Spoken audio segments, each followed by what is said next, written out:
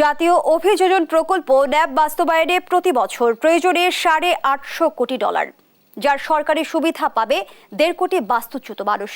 এতে শহরের প্রান্তিক মানুষের আয় বাড়বে 10% এবং দেশ জুড়ে বনায়ন বাড়বে 5%। ন্যাশনাল অ্যাডাপ্টেশন প্ল্যান এক্সপোর দ্বিতীয় দিনে তুলে ধরা হয় এসব তথ্য। জলবায়ু তহবিল পেতে ন্যাপ এক্সপো সিঁড়ি হিসেবে কাজ করবে বলে আশা জানান পরিবেশ, বন ও জলবায়ু পরিবর্তন মন্ত্রী সাবের হোসেন চৌধুরী। বিস্তারিত জান্নাতুল মোহনার প্রতিবেদনে। জলবায়ু পরিবর্তনের প্রভাব থেকে দেশের মানুষকে রক্ষায় 119টি বিষয়কে বিবেচনায় নিয়ে তৈরি করা হয়েছে ন্যাশনাল অ্যাডাপ্টেশন প্ল্যান ন্যাপ, যা বাস্তবায়নে 2050 সালের মধ্যে বাংলাদেশের দরকার $230 বিলিয়ন।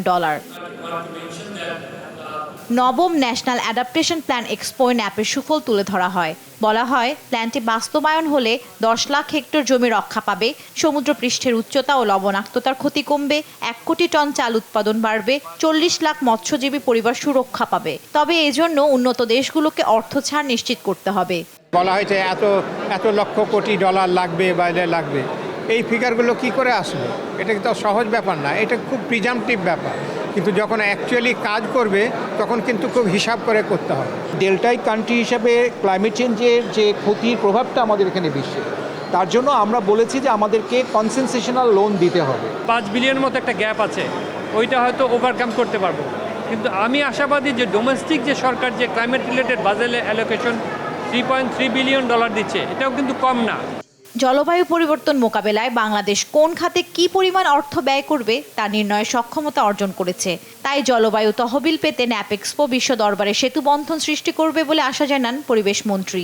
বাংলাদেশের এই পরিকল্পনাগুলো এটা তো অন্যান্যরাও তারা ফলো করতে চেষ্টা করছে। মিটিগেশন হচ্ছে বেস্ট ফর্ম অফ অ্যাডাপ্টেশন।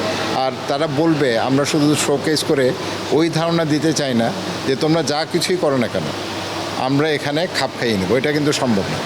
UNFCCCর তালিকাভুক্ত 198টি দেশের মধ্যে মাত্র 54টি দেশ ন্যাশনাল অ্যাডাপ্টেশন প্ল্যান তৈরি করেছে। জান্নাতুল মোহনা, দেশ টিভি, ঢাকা।